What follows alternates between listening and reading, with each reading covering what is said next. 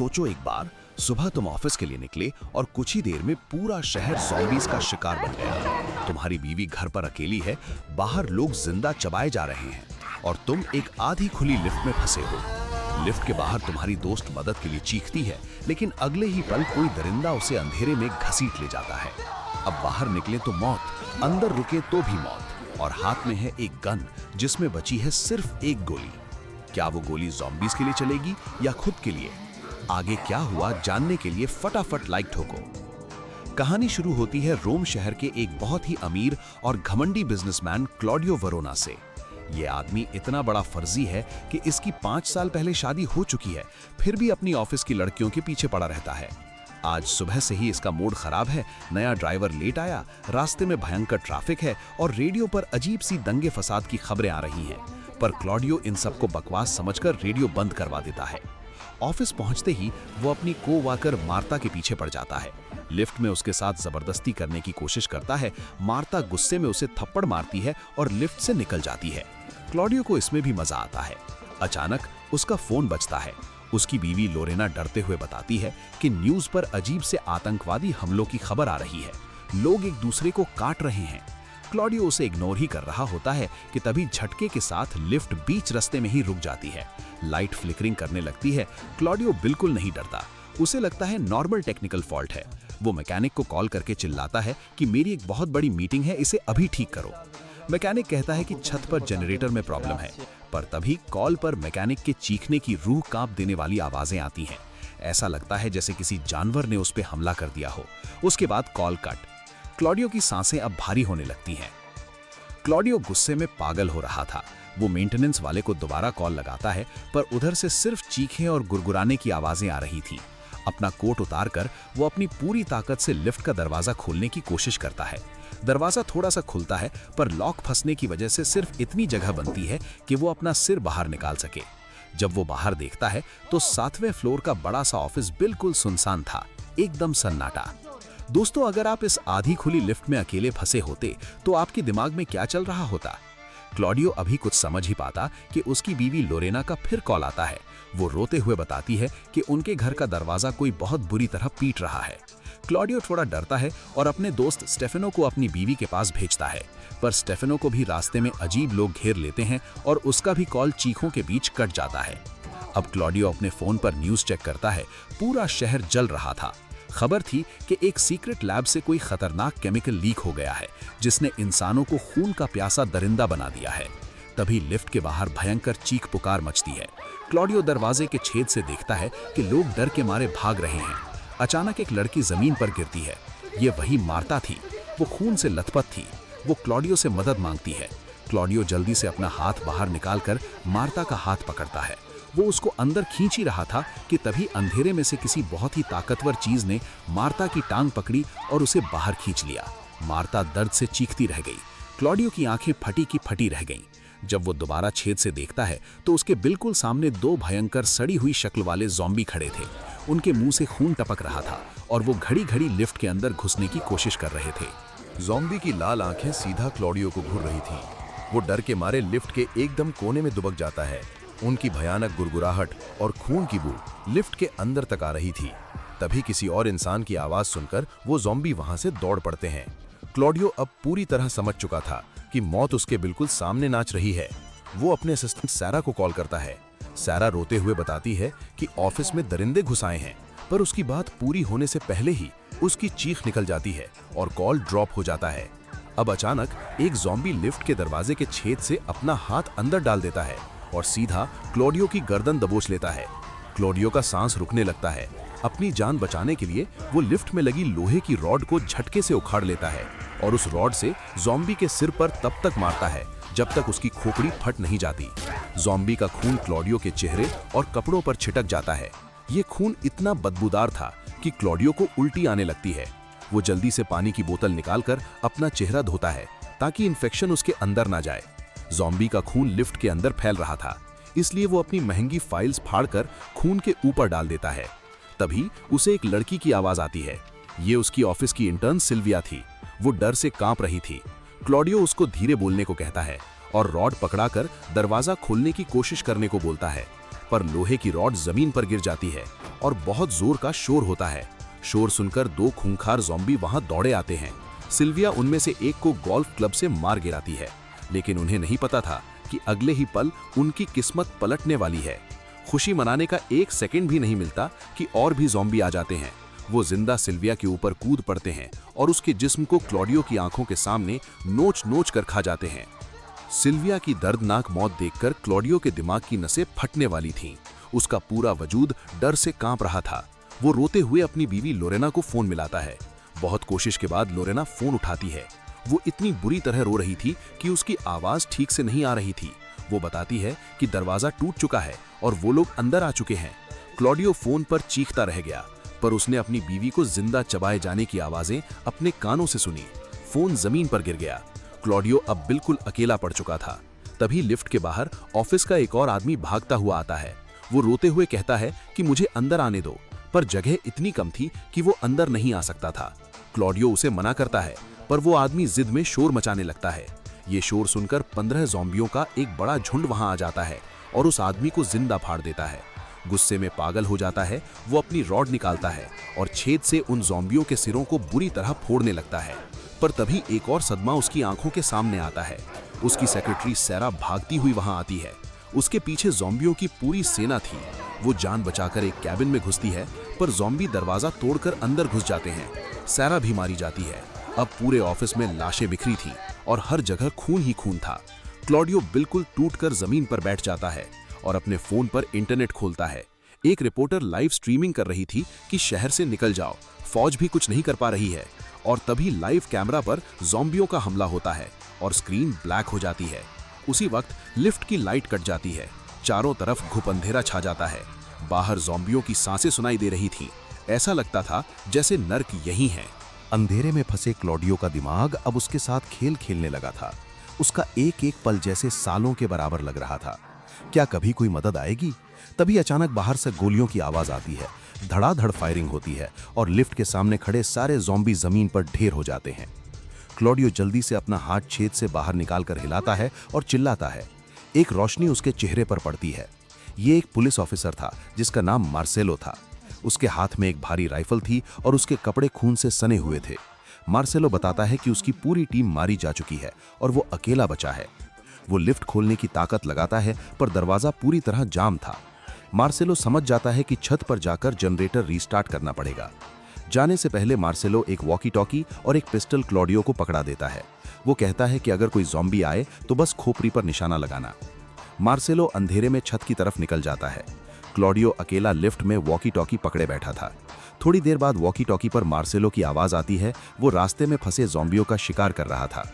Claudio उसे बताता है कि 9th फ्लोर के रास्ते पर स्कैफोल्डिंग है, जिसका यूज करके वो सीधा रूफ तक जा सकता है। मार्सेलो ज़ॉम्बियों से छिपते हुए स्कैफोल्डिंग पर चढ़ता है और किसी तरह छत पर पहुंच जाता है। वहां पर मौत का नंगा नाच हो चुका था। मैकेनिक्स की लाशें बिखरी पड़ी थीं। मार्सेलो चुपके से जनरेटर के पास जाता है और पूरी ताकत से उसे ऑन कर देता है। एक झटके के साथ बिल्डिंग की इलेक्ट्रिसिटी वापस आ जाती है। लिफ्ट की लाइट्स भी जल उठती हैं। क्लॉडियो की जान में जान आती है, पर अभी भी एक बहुत बड़ी प्रॉब्लम थी। दरवाजा ऑटोमेटिक लॉक सिस्टम की वजह से फंसा हुआ था और बिल्कुल नहीं खुल रहा था। क्लॉडियो फ्लैशलाइट ऑन करके देखता है कि दरवाजे की ट्रैक में एक मोटा सा लोहे का टुकड़ा फंसा हुआ है।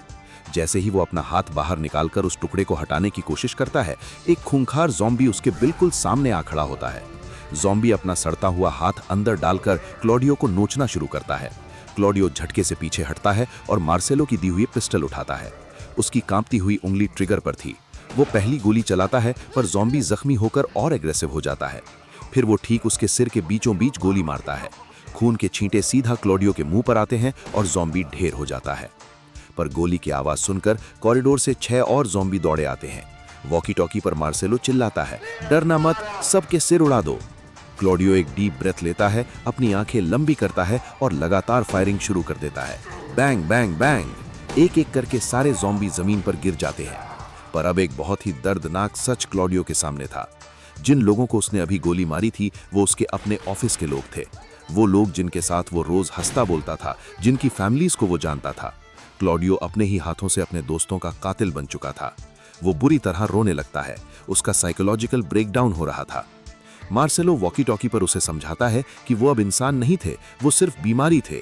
तुमने वही किया जो जिंदा रहने के लिए जरूरी था। तभी अचानक वॉकी टॉकी से मार्सेलो की चीख आती है, ज़ॉम्बियों की भयंकर गुरगुराहट और फिर एकदम सन्नाटा। कनेक्शन टूट चुका था। क्लॉडियो चिल्लाता रहा, मार्सेलो मार्सेलो, पर वहां से कोई आवाज नहीं आई। उसका आखिरी सहारा, आखिरी उम्मीद भी अब मौत के घाट उतर चुकी थी। क्लॉडियो अब पूरी तरह टूट चुका था। उसने अपनी बीवी को खो दिया, अपने दोस्तों को खो दिया और अब उस आखिरी इंसान को भी जो उसकी मदद कर रहा था। धीरे धीरे दिन ढल गया और रात का भयंकर अंधेरा छा गया। लिफ्ट के अंदर का माहौल एक कब्र जैसा बन चुका था। क्लॉडियो अपने फोन में अपनी बीवी की मुस्कुराती हुई फोटो देखता है और उसके आंसू रुकने का नाम नहीं ले रहे थे। अगर बचने का कोई रास्ता ही नहीं है तो इस घुटन भरी जिंदगी का क्या फायदा? यही सोचकर क्लॉडियो पिस्टल उठाता है। उसकी आंखों में एक अजीब सा पागलपन था। वो पिस्टल की नाली को अपने मुंह के अंदर डाल लेता है। वो ट्रिगर दबाने ही वाला था कि अचानक लिफ्ट की छत पर किसी भारी चीज के गिरने की आवाज आती है। क्लॉडियो, छत का दरवाजा खोलो। ये आवाज किसी और की नहीं, मार्सेलो की थी। वो जिंदा था। क्लॉडियो तुरंत रॉड से छत के पैनल पर जोर से मारता है। इमरजेंसी एग्जिट खुलता है और मार्सेलो धसकते हुए अंदर गिरता है। उसके आते ही लिफ्ट के बाहर खड़े ज़ॉम्बियों को वो अपनी राइफल से भून डालता है। पर जब मार्सेलो क्लॉडियो के सामने जमीन पर बैठता है तो एक बहुत ही डरावना सच सामने आता है। मार्सेलो की टांग से बुरी तरह खून बह रहा था। उसने अपनी पैंट पलटी तो वहां ज़ॉम्बी के दांतों के भयंकर निशान थे। एक ज़ॉम्बी ने मार्सेलो को काट लिया था। मार्सेलो बहुत दुखी होकर कहता है कि मेरा खेल अब खत्म होने वाला है। वो बताता है कि ये कोई आम बीमारी नहीं है, ये एक बायो वेपन वायरस है जो मिलिट्री लैब से लीक हुआ था और इसने पूरी दुनिया को अपने कब्जे में ले लिया है। मार्सेलो अपनी गन रिलोड करता है और आखिरी गोलियां सेट करता है। मार्सेलो एक गहरी सांस लेता है और भारी आवाज में क्लॉडियो से कहता है, मेरा वक्त आ गया है, मैं अभी सो जाऊंगा और जब मैं सो जाऊं तो इस पिस्टल से मेरे सिर में 2 गोलियां मार देना। मैं उन खूंखार दरिंदों में से एक नहीं बनना चाहता। दोस्तों, जरा सोचिए उस पर क्या बीत रही होगी जिसे उस इंसान को मारना पड़े जिसने उसकी जान बचाई हो। क्लॉडियो बुरी तरह रोने लगता है और गन लेने से साफ इनकार कर देता है। नहीं, मैं तुम्हें नहीं मार सकता। जब मार्सेलो देखता है कि क्लॉडियो नहीं मान रहा तो वो खुद गन अपने सिर पर रख लेता है। क्लॉडियो उसकी गन छीनने के लिए उस पर झपट्टी मारता है। दोनों के बीच हाथापाई होती है। तभी मार्सेलो जोर से क्लॉडियो के मुंह पर एक पंच मारता है। क्लॉडियो चक्कर खाकर गिर जाता है। कुछ घंटों बाद जब क्लॉडियो की आंख खुलती है तो लिफ्ट में बिल्कुल सन्नाटा था। मार्सेलो कोने में आंखें बंद किए पड़ा था। क्लॉडियो को लगा शायद उसने आत्महत्या कर ली, पर तभी अंधेरे में मार्सेलो का जिस्म अजीब तरह से अकड़ने लगता है। उसके जख्मों से पीला गंदा खून निकल रहा था। अचानक मार्सेलो की आंखें खुलती हैं, पर अब वो इंसानी आंखें नहीं थीं, वो पूरी तरह से सफेद हो चुकी थीं। मार्सेलो अब एक ज़ॉम्बी बन चुका था। वो एक भयंकर चीख मारता है और अपने ही दोस्त क्लॉडियो को खाने के लिए उसके ऊपर छलांग लगा देता है। क्लॉडियो जल्दी से पिस्टल उठाता है। वो नहीं मरना चाहता था, पर उसके पास कोई दूसरा रास्ता नहीं था। वो अपनी आंखें बंद करता है और मार्सेलो की छाती में गोली दाग देता है। मार्सेलो पीछे गिरता है, पर ज़ॉम्बी बनने की वजह से फिर उठ खड़ा होता है। तब क्लॉडियो उसके सिर के बीचों बीच लगातार 2 गोलियां मारता है। मार्सेलो का जिस्म शांत होकर जमीन पर गिर जाता है। अपने इकलौते दोस्त और बचाने वाले को मारने के बाद क्लॉडियो को एक झटका लगता है। इस हाथापाई में मार्सेलो का हाथ उसके पैर पर लग गया था और उसका पैर भी जख्मी हो गया था। उसने जल्दी से अपनी टाई निकालकर पैर पर जोर से बांध ली ताकि इन्फेक्शन ऊपर ना फैले। पर अब एक और मुसीबत दरवाजे पर खड़ी थी। मार्सेलो की गोलियों की आवाज ने पूरी बिल्डिंग के ज़ॉम्बियों को आकर्षित कर लिया था। लिफ्ट के छेद के सामने अब ज़ॉम्बियों की एक भारी भीड़ खड़ी थी। वो लगातार दरवाजा तोड़ने की कोशिश कर रहे थे। क्लॉडियो अपनी पिस्तौल चलाता है, पर पिस्तौल से आवाज आती है क्लिक क्लिक। गोलियां खत्म, अब मौत तय थी। पर तभी उसकी नजर जमीन पर पड़ी मार्सेलो की हैवी असॉल्ट राइफल पर जाती है। उसके अंदर एक नया पागलपन और गुस्सा भर जाता है। वो भारी राइफल उठाता है और सीधा दरवाजे की तरफ तान लेता है।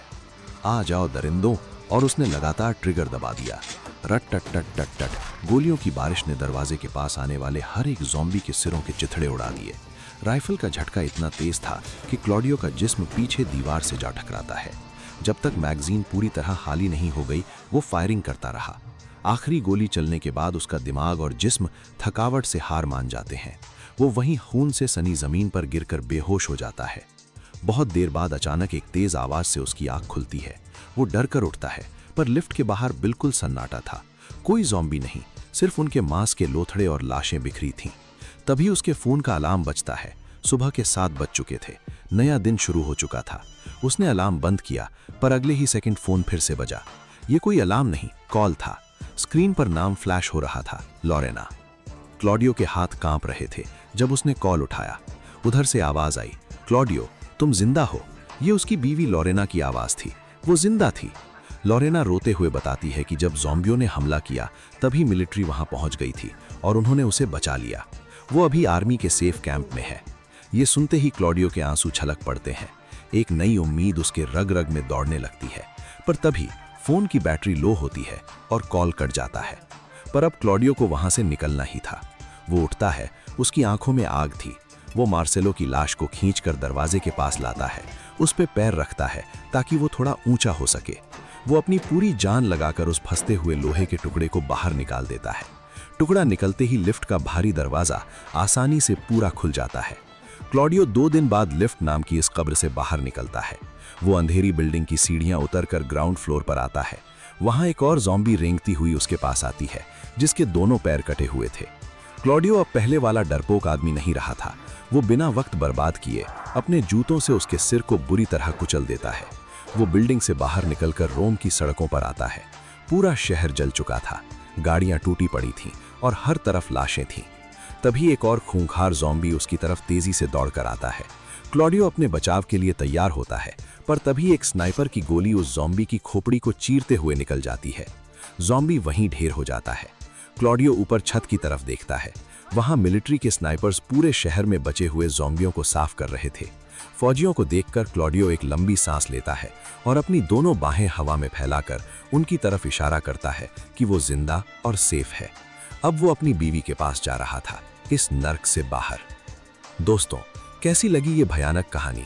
मुझे कमेंट्स में जरूर बताना और सब्सक्राइब करना मत भूलना।